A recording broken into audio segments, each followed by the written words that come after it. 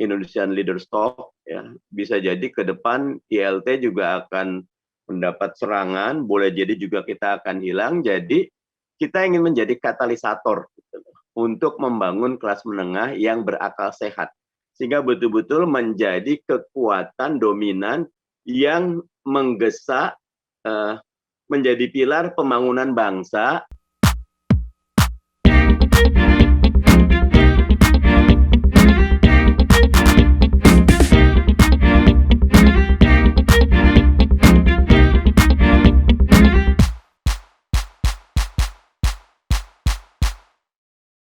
Tentu ingin yang hadir di sini tidak menjadi orang kerdil yang cuma bicara Jokowi, Jokowi, Jokowi dan nggak ada perubahan gitu loh.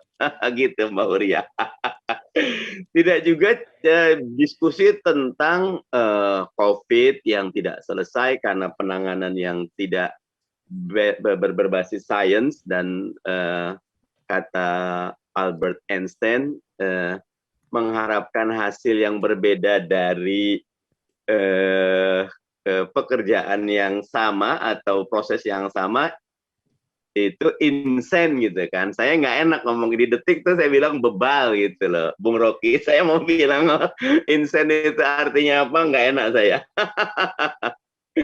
Tapi saya ingin kita semua coba thinking about ideas ya, thinking about the root of the problem ya. Kita coba lihat paradigmanya, substansinya, fondasinya, dan kelas menengah ini sangat diharapkan.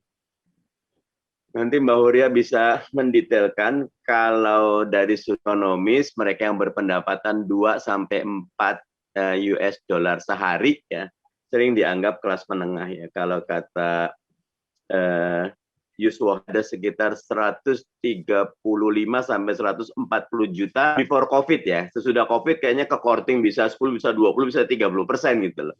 Karena Ridwan Kamil sendiri di Jawa Barat sekarang hampir 38% dirinya miskin gitu dari mungkin yang sifatnya kalkulatis matematis gitu loh, tetapi lebih kepada psikologis gitu loh. Nah, teman-teman ini perlu kita bahas ya, karena creative minority gitu loh, dalam struktur masyarakat itu, karena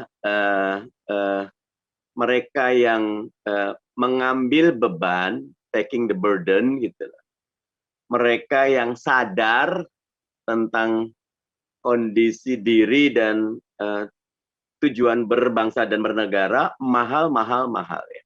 Kalau kita melihat dalam setiap kelokan sejarah ataupun lompatan sejarah, selalu ada kelas menengah ya.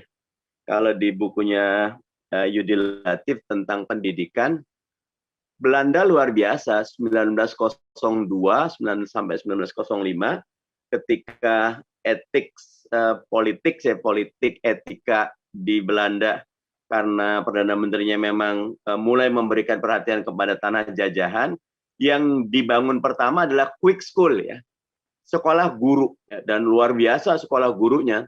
Kita dengar dari orang tua kita dari 20 atau 30 yang masuk, yang lulus paling cuma 5, 6 gitu, tetapi sangat-sangat berkualitas gitu. Dari quick school itulah ketemu Budi Utomo, ketemu Syarikat Islam, ketemu Jong Jafal, luar biasa.